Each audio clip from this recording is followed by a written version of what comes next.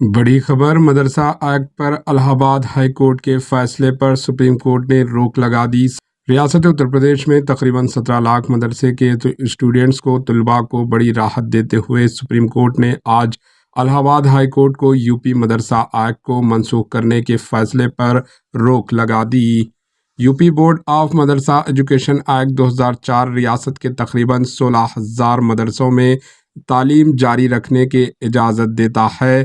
Chief justice of India D Y Chandrachud کی قیادت والی بینچ نے کہا کہ ہائی کورٹ کا فیصلہ بنیادی طور پر درست نہیں تھا۔ عدالت نے اس معاملے میں یوپی حکومت سے جواب طلب کیا ہے اور معاملے کی مزید سماعت جولائی کے دوسرے ہفتے میں مقرر کی ہے۔ Bureau report, AHN news.